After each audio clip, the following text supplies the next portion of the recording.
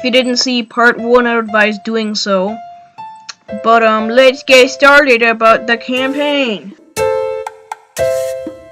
After Halo 2's super great story, how could Bungie make one even better? Well, they didn't, but dang son, it was one heck of a finale. It had me pumped the whole way through. I binged the whole campaign on Heroic, and sometimes with Thunderstorm, and with Catch, and Catch is super annoying. And my favorite mission was the Covenant, because it just had everything. It had vehicle sections and stuff, and I was going to talk about that more later in the video. Followed by the Ark, and then Crow's Nest. What made these missions so great? Well, we're going to find out, and because we're going to talk about that. Oh, I am, and you're going to listen, and you're going to shut up, and you're going to get in a comfy chair, or just lie down in a chair. And you're going to listen to the soothing sound of my voice. Halo Combat Evolved defined FPS on consoles and was one of the most influential games ever made. But that's not what I'm talking about. Hey, we're not talking about this or this. We're talking about this! I'm going to talk about why Halo is fun. Halo uses a cast of enemies. The Covenant consists of grunts, jackals, drones, elites, and brutes, and hunters. And don't forget them. Grunts are small, and they're smart as glue eaters. They can hold plasma pistols, needlers, sometimes fuel rod cannons. They can use vehicles, and if their big boy dies, they will scream and run in terror, and shortly after will die. And seeing as lowly cannon fodder won't do that well against a 1,000-pound trained since birth the murdering machine in a super suit. And according to some lore, they're actually just kids. Jackals are avian bird things that are skinnier than college students. They carry a shield or a sniper gun if they be sniper jackals. And they use plasma pistols, or with sniper jackals, carbines. They're almost as weak as a grunt, but regular jackals have shields and stuff. Drones are buggy people that carry plasma pistols, or needlers. They fly around and are generally annoying. I think they have a little bit too much health, seeing as how unpredictable their flight patterns are. And they come in huge swarms. Elites are precise, agile assassins. Everything the new art style is not. They dodge, they juke and jive. They are, in my opinion, the funnest enemy to fight in the entire series. They can wield plasma rifles, needlers, carbines, and energy swords. They can be invisible and go in vehicles. Sadly, in Halo 3, you don't fight any elites in the game because the alliance you made at the end of Halo 2 because they were betrayed. Instead, they get replaced with brutes. Brutes are pretty much the most dishonorable species. They're pretty much the opposite of elites. Brutes are furry barbarians that roar and shout. Just imagine them as Wookiees on steroids. Like extreme, kill you steroids. That's how strong they are. And if you didn't really play Halo, but most of you people probably play Halo. And if you're watching this video and you didn't, well then you're stupid. So, brutes can use spikers, brute shots, maulers, plasma rifles, carbines, fuel rod cannons, and gravity hammers, and they throw grenades and stuff, like grunts. They do that too. They use equipment, and can use vehicles. They don't juke or jive. They will give you a smack. And if you get rid of their armor, they'll go berserk and give you a tickle-tackle-smackle. Hunters are big worm monsters in big suits with fuel rod scarab kind of guns, but they're not extreme death machines. And the beam is pretty small. And 1 or 2 hits from the giant's club for a hand, it'll KO you. You hit them from behind. That's their weak spot. There's a little thing in the front, but that's pretty hard to hit, so. They have an opening in their armor on the back. And There's tons of strategies to hit them.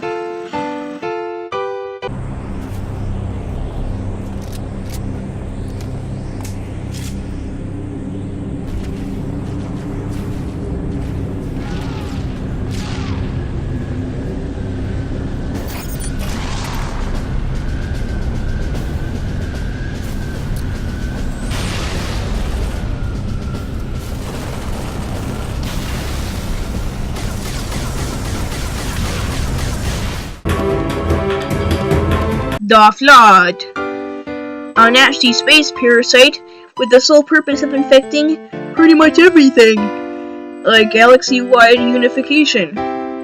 First, we have the infection form. He's small, with cute little red face tentacles. Let's see what happens when we introduce him to some guests. Ta-da! Now we have a combat form. They can really hold any kind of weapon. They can leap. When they jump, you can smickle-smackle them and explodify them to bits, and prevent them from damaging you, or you can straight up not get in their line of jumpingness and dodge them, and they won't give you a smickle-smackle.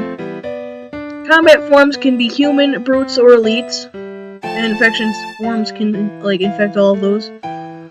Nothing really makes them different besides the character model, but if this is what combat forms do in their natural habitats.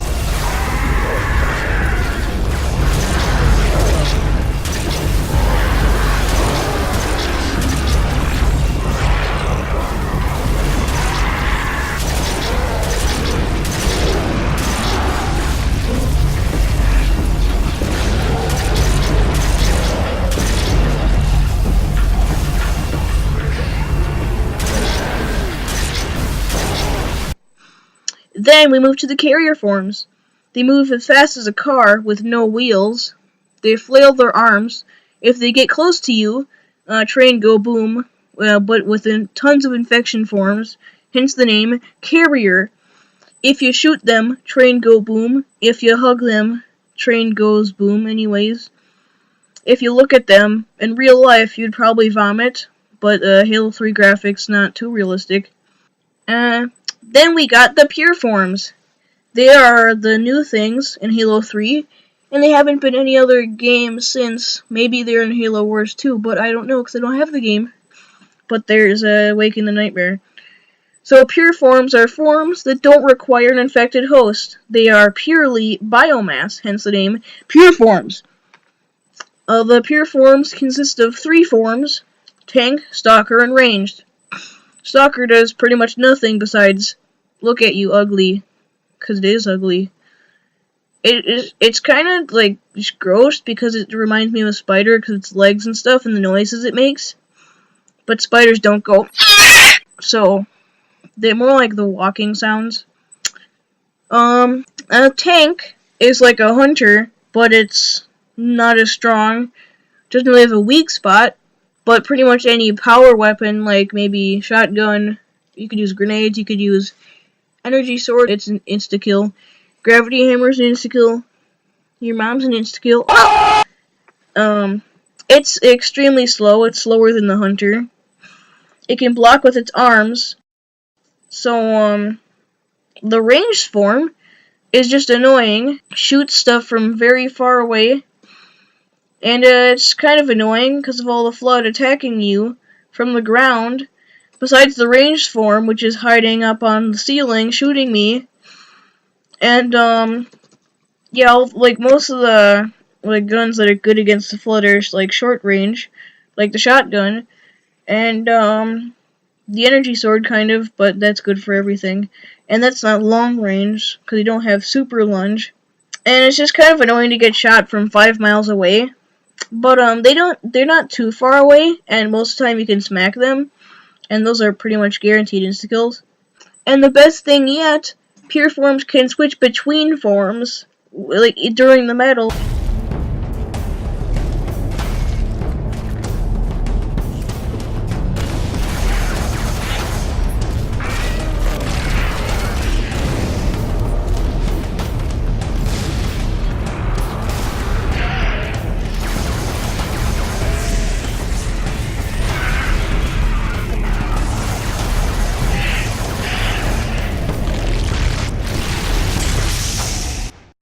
So one strategy that I use, and probably everybody uses, is kill them in their stalker form, because if you kill them in any other form, it'll just be annoying, because they can actually hit you. Now that we know the cast of enemies, we can talk about the gameplay.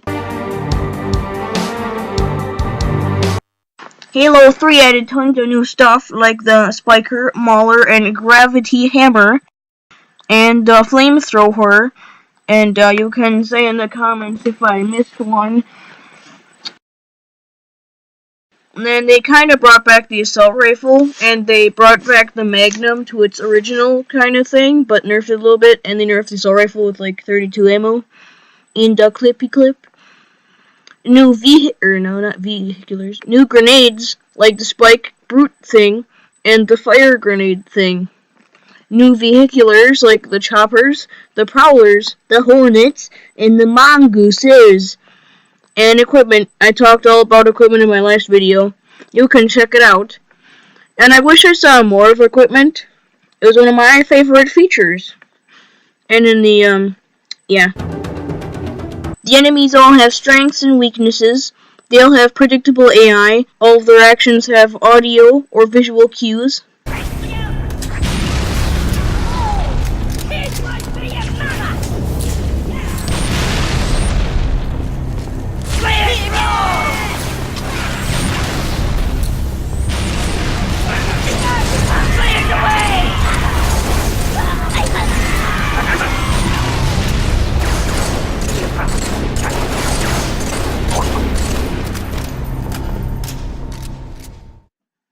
When a brute goes berserk, they scream. If he gets spotted, the enemy will shout, alerting their buds.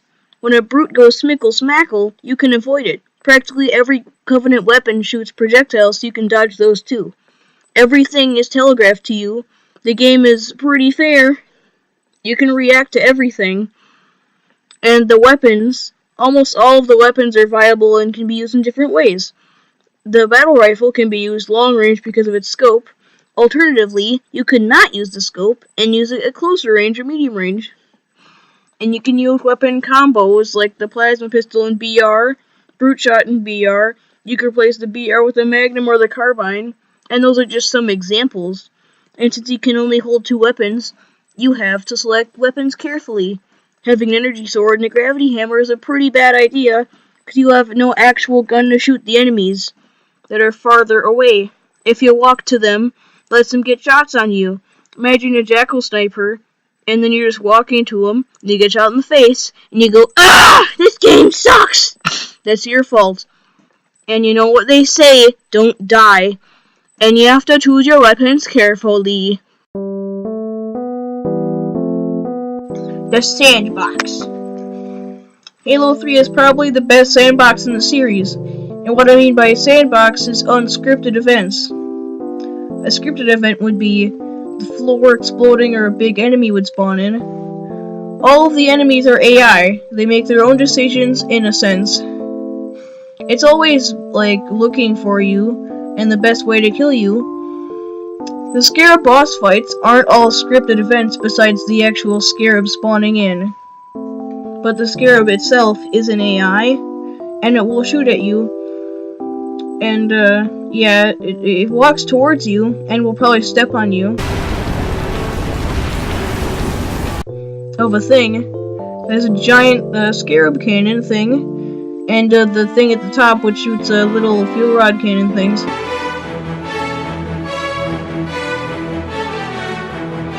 A little thing. The original Halo games made by Bungie were based on the power fantasy. You were a dude in a super suit. All the Marines would be in shock when they see you. You are the savior of the galaxy like 5 million times. The game didn't make you feel powerful because it spoon-fed you the whole way through the game with like cinematic and QuickTime events they didn't really have control of.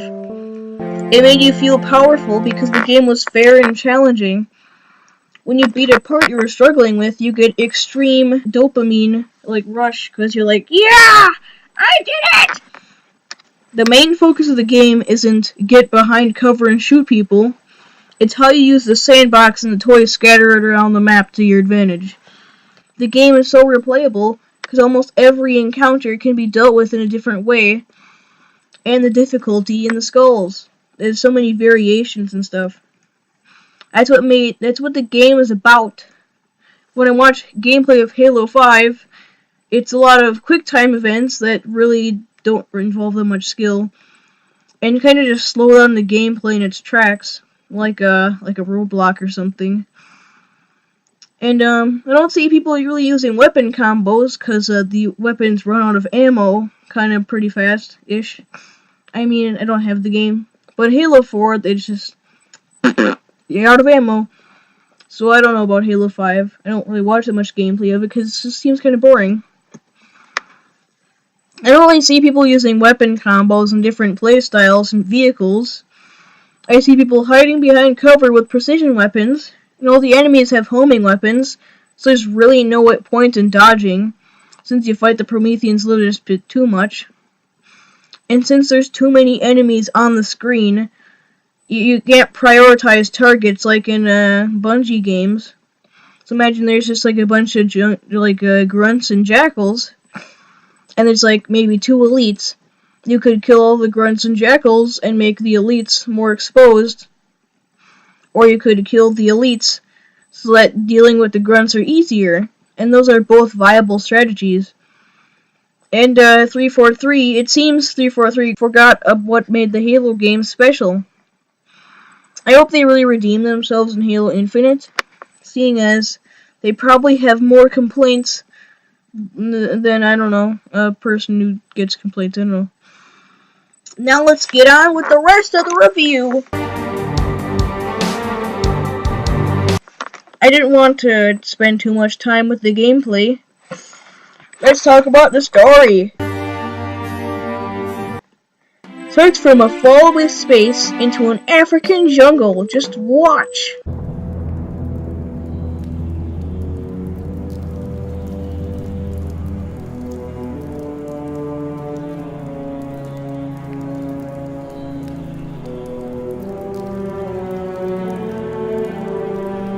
This ain't good.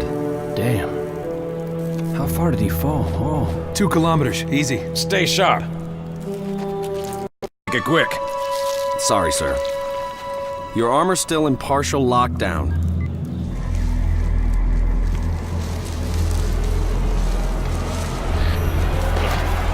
Gee, wait! They're arbiters with us! Come on now. We've got enough to worry about without you two trying to kill each other. Were it so easy. The dialogue's pretty good. It's amazing how one piece of dialogue Were it so easy. can be so powerful, and it can foreshadow.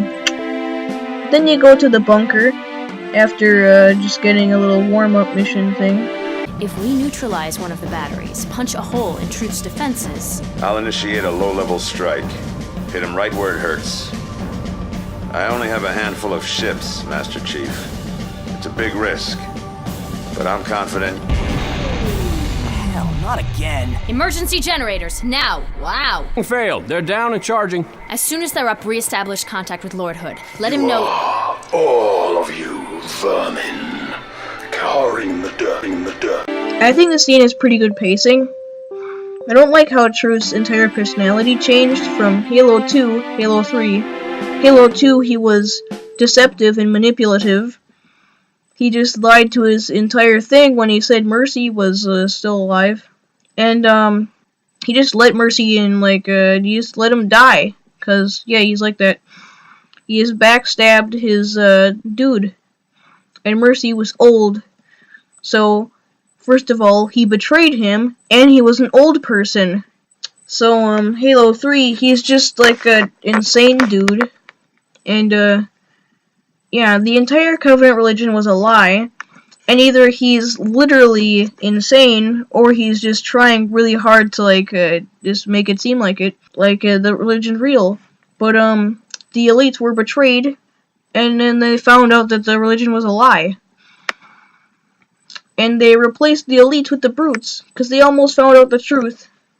And Truth is a villain you can actually want to die. And you don't want his plans to succeed, because that would mean the Covenant's on his like last legs. I'm pretty sure Joe Staten said that in a thing, and they pretty much are.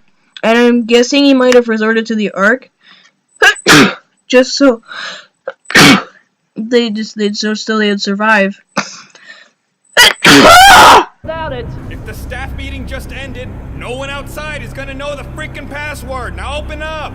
We need ammo and the chief is out here. Anyways, you blow up the bunker.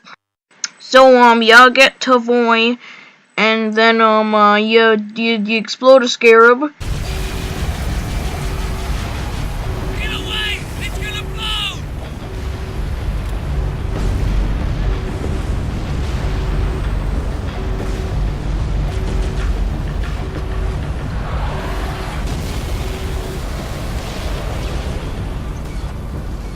And then you take down the AA gun, and then the flood magically appears after Truth activates the portal.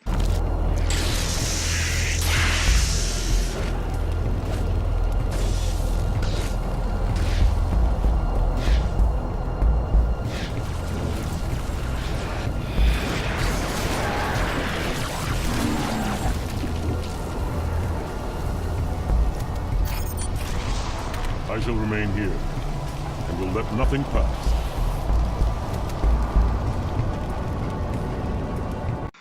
And then he goes to the Arkland.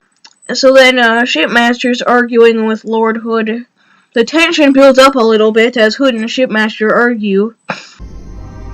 Our fight is through the portal, with the brutes and the bastard Truth. Fine. We'll remain here. Hold out as long as we can. Did you not hear? Your world is doomed. A flood army, a grave mother, has you in its sights. You barely survived a small contamination. And you, Shipmaster, just glassed half a continent. Maybe the flood isn't all I should be worried about. One single flood spore can destroy a species. Representing how flimsy their alliance is. It could break at any moment, really.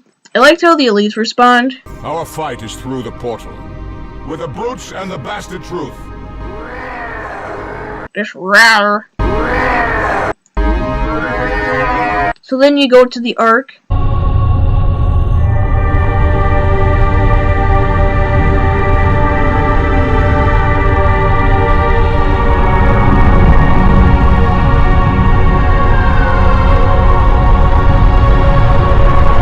Brute ships, staggered line.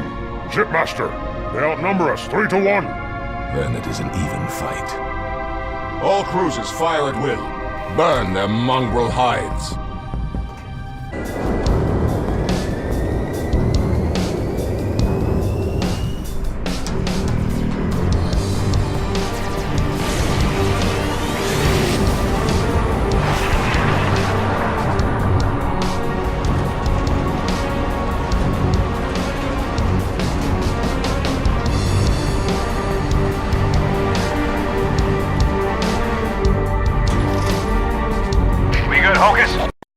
First of all, the soundtrack. Then Shipmaster's back at it again with that sweet dialogue. Then it is an even fight. All cruisers fire at will. Burn their mongrel hides. Halo 3 has some pretty good stuff, but not as great as Halo 2, where pretty much everything's perfect and has a meaning and stuff. Not everything's a memorable one-liner. One is but flesh and faith, and is the more deluded.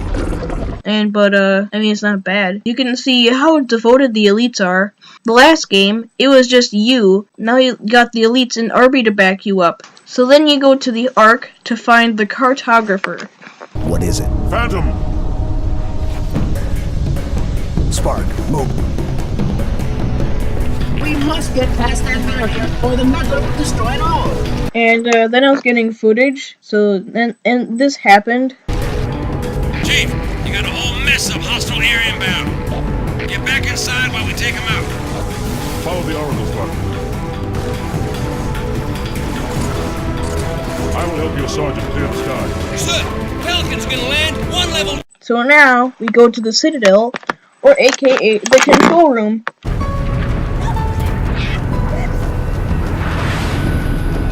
Good enough. Johnson, drop the chief at the first generator, then head to the third. The elites will punch right down the middle. Roger that. Charlie, Foxtrot! Tower 1 approach has active AAA. Mayday! I can't control her! Pelican down! Pelican down! Brace yourselves, we're going in a little hot!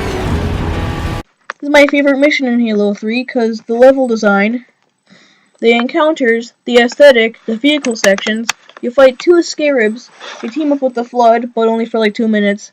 You defeat the Covenant, Chief and Arbiter's friendship, Arbiter's character development, and the soundtrack. So you fly to the foresty place. The soundtrack has pretty good pacing. Then your Pelican gets shot down, so you have to land immediately. And then the music makes it like tense. And when you get to the Warthog, the setting reminds me of Halo CE on the first Halo ring. Actually the second mission Halo. You disable the first tower, then the elites disable the second tower, but Johnson's team gets killed. Then High Charity appears out of nowhere with the Flood. Then you get to ride the Hornet. It's fun every once in a while, but the soundtrack, I don't know how, but it fits like the situation like pretty much perfectly.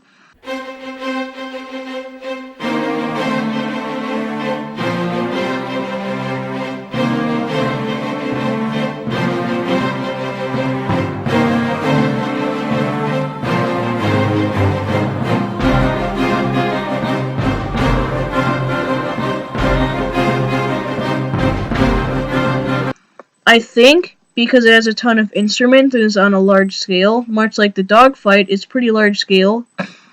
Once you finish the Hornet section, you disable the third tower. You venture to the Citadel with a vehicle section, again, accompanied by some iconic jam. You finish that, and holy, you fight 2 scarabs.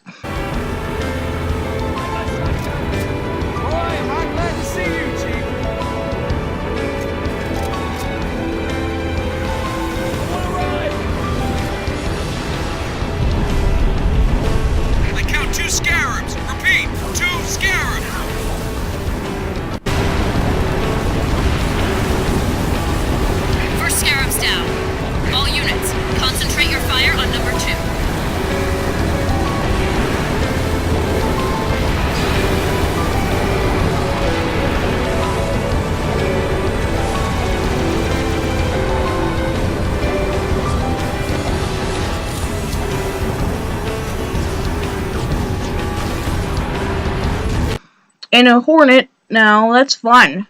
This part is, like, pretty cool. Then the story magic starts.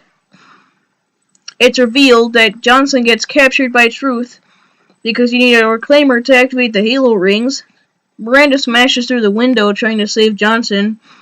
Realizing there's too many brutes, Johnson suggests non-advertised or friendly suicide because no Reclaimer equals no galaxy-wide death. But Truth kills her before Johnson can get killed. To kill them all. You're right. Do it. Me. Then you. Now. No!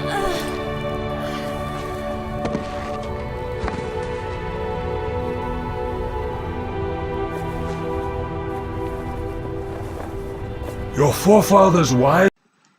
Then the Flood appear out of nowhere, and you make a truce. Do not shoot, but listen. Let me lead you safely to our foe. Only you can halt what he has set in motion. Then Arbiter wants revenge on Truth, because, Truth not only betrayed the elites, he, destroyed his reputation, and he sentenced him to public punishment. He stripped him of his rank, and now he's literally no one now. And, yeah, But he has to get there before the flood to get revenge. When you get there, Truth is already being infected. I think it's a nice it's a nice couch. How Truth gets almost infected like Mercy and Regret. But Regret is way more infected than they are, but he just gets killed. It's nice to see how Truth gets a taste of his own medical treatment, seeing how he betrayed Mercy, who is my favorite prophet, probably just because of his voice acting. But that's what you get, butthole face. Oh my god. But before Truth gets infected and is one of the Flutter people, Arbiter gets revenge in this scene. Truth! The voice of the Covenant! You must be Sayacid.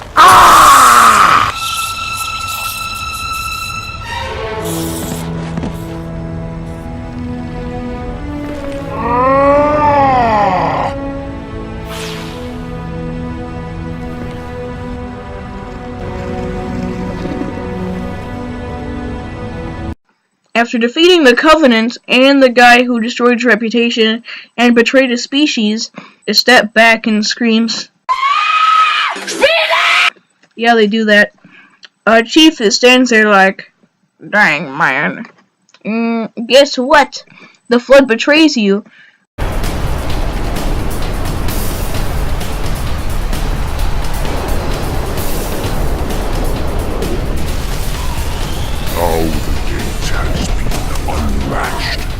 Headstones pushed aside.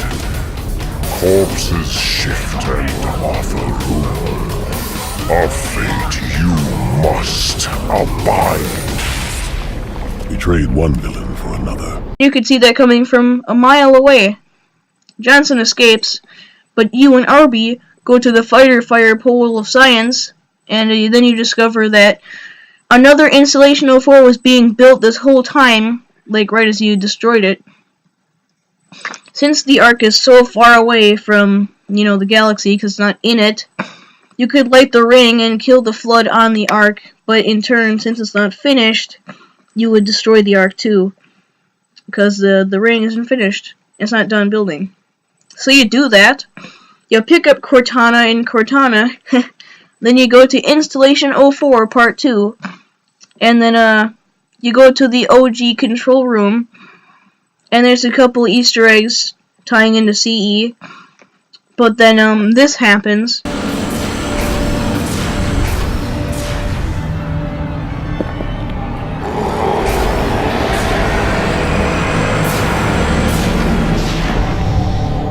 Yank me, Chief. I'm not gonna lose her, too.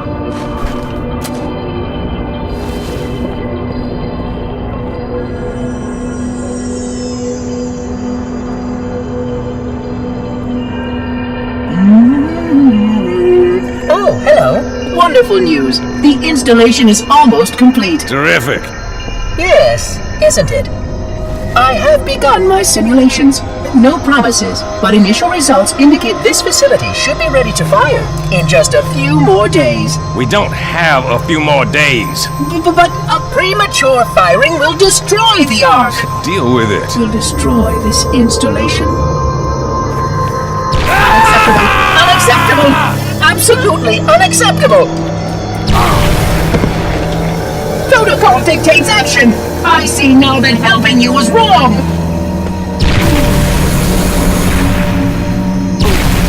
You are the child of my makers, inheritor of all they left behind. You are Forerunner. But this ring is mine. Johnson was probably my favorite character just because this line. Oh, I know what the ladies like. Because the war is pretty much over, Johnson as a character didn't really have any purpose left. So him dying really didn't impact the story in a negative way. And also I liked it how they killed Johnson. Now the new Halo games don't really have the Halo charm, and they don't really have actual comedic relief, and they don't have good characters. And now 343 can't just make him evil or something. I mean, Cortana being evil might have been Microsoft. But what really grinded my jimmies is that 343 decided to replace him with Palmer. She doesn't do anything. She's a leader. Do you see her lead anyone? Not really. More importantly, does she actually impact the story in any way? Not really. In Halo 5, she doesn't really do anything besides, like, give some guy a thing. Johnson gave Halo charm. He was comedic relief. He actually fought with you instead of hiding on a ship. And, 343, here's how to fix the story. Either kill, fire, or retire Palmer, because she hasn't done anything. And she's more, like, annoying than actual, like, gives the people confidence and gives Halo its charm or any comedic relief. And she doesn't actually fight with you at all. And anyway, his death was probably the most well-written, like, scene because of the dialogue and the soundtrack and yeah, some other stuff like the symbolism. Let's analyze.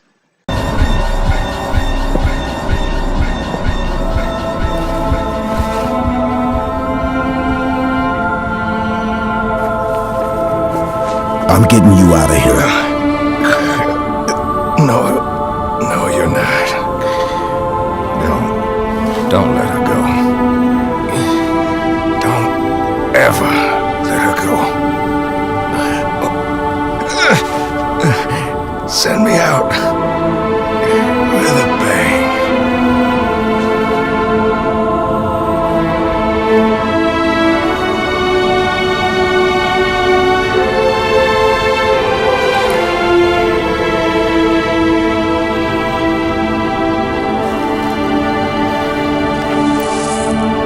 Chief, I'm so sorry.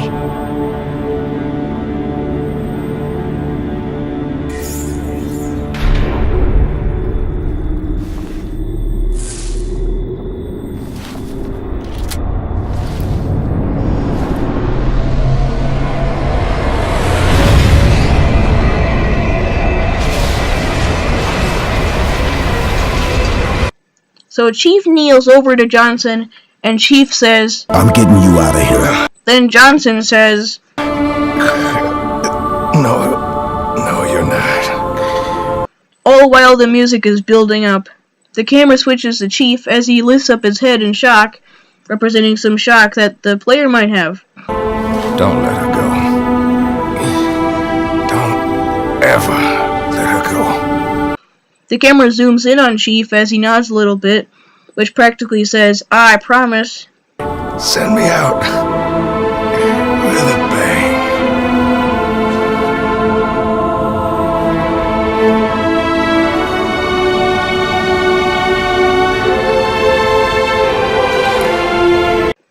And then Chief does what he says and activates the ring.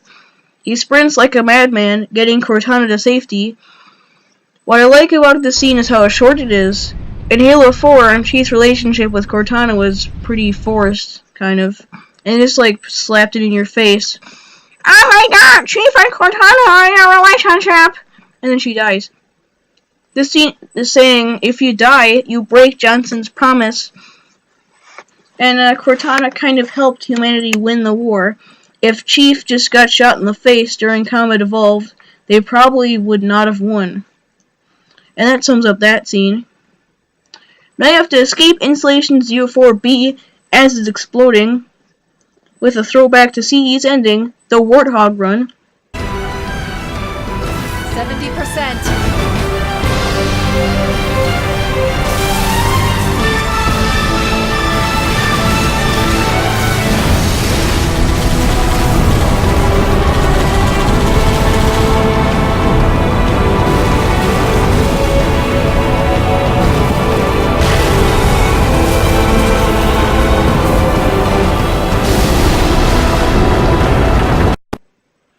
It's action-packed. It's mostly the music, kind of.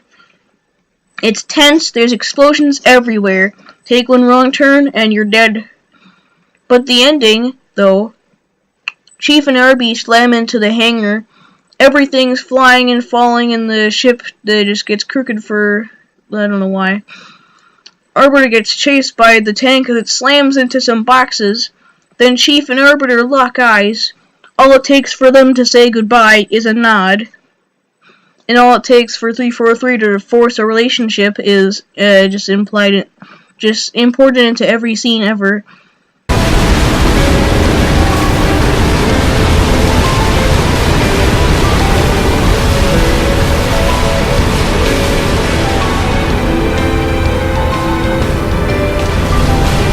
Got it, Chief! Jump!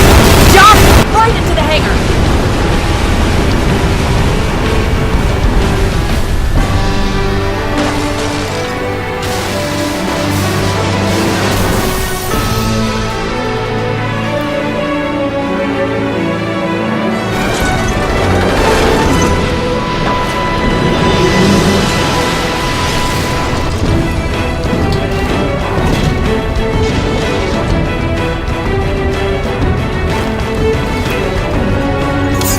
Hang on!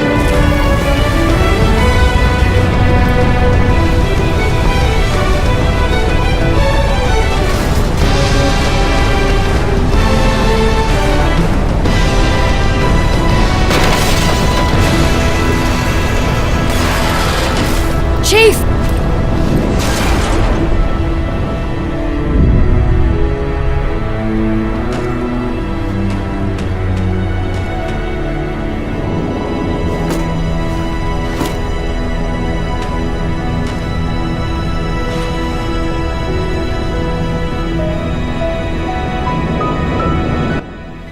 And Arby takes control of the ship and heads for the portal, while Chief uploads Cortana to the ship. And it's amazing how just one nod can say that much. One thing I hate is that this is the last time Arby and Chief see each other, and after 4 years. At the end of Halo 5, they didn't even wave or nod or say anything. So let's just go to the memorial scene. For us, the storm has passed. The war is over, but let us never forget those who journeyed into the howling dark and did not return. For their decision required courage beyond measure, sacrifice, and unshakable conviction that their fight, our fight, was elsewhere.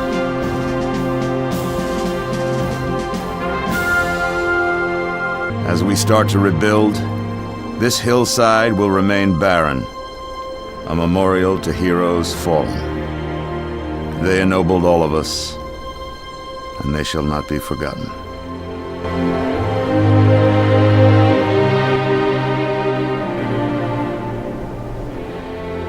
Present, Hobbs!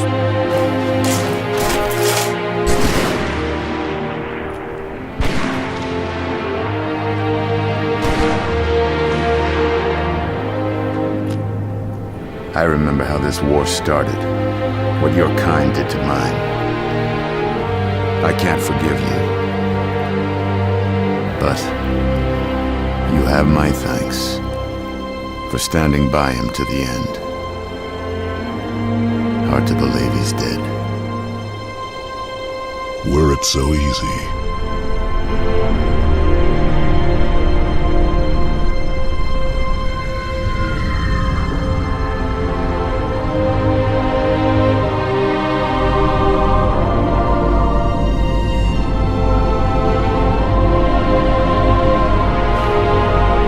Things look different without the Prophet's lies clouding my vision. I would like to see our own world, to know that it is safe. Fear not, for we have made it so. By your word, Arbiter. Take us home.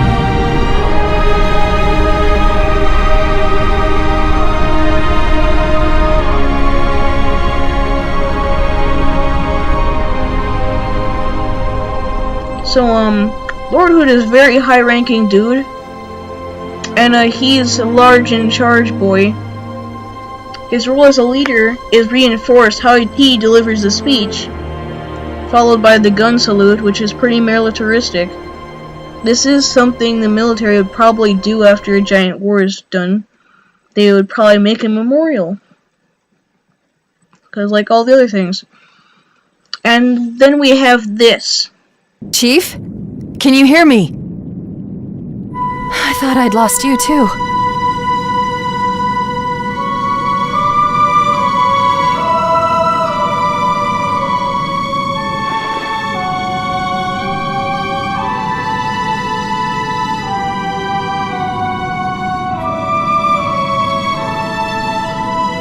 What happened? I'm not sure. When Halo fired, it shook itself to pieces. Did a number on the Ark. The portal couldn't sustain itself. We made it through just as it collapsed. Well, some of us made it.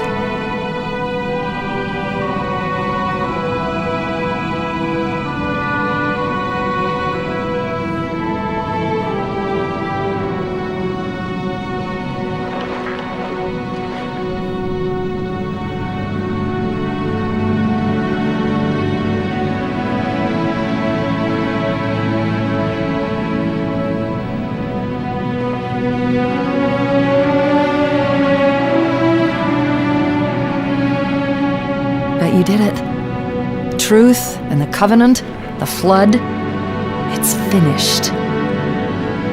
It's finished.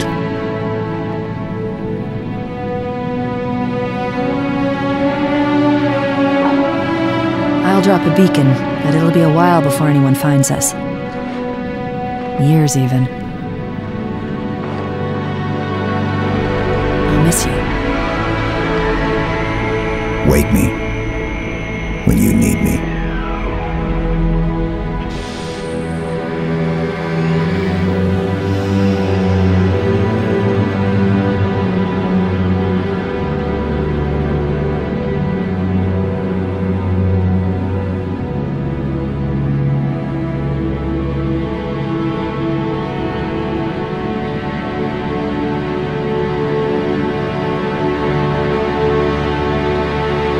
Is how you satisfyingly end a story and you tie up loose ends.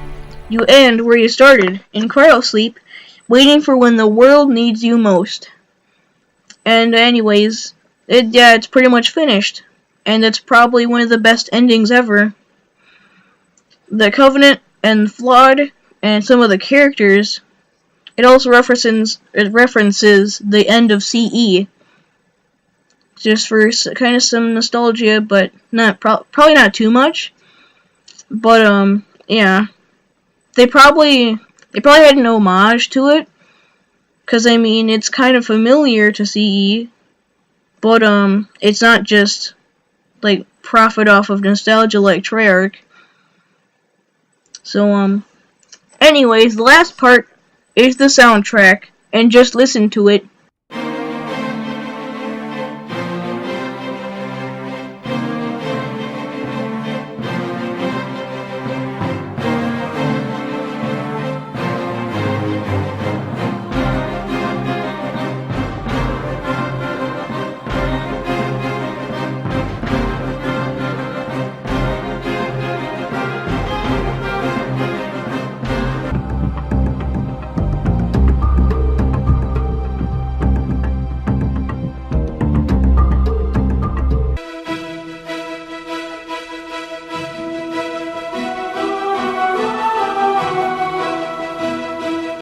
Thanks for watching. It's the longest I've spent working on a video besides the FSFM, which took about like a month. This took about like a week to make. So like maybe even just some extra stuff. The biggest flaw I have with part 1, the multiplayer video, is that I actually have no gameplay and it's all MS Paint drawings. So if you don't know how to get gameplay for Xbox One, use Game DVR. It's a website that lets you download game clips and put them in editing software. But anyways, thanks for watching.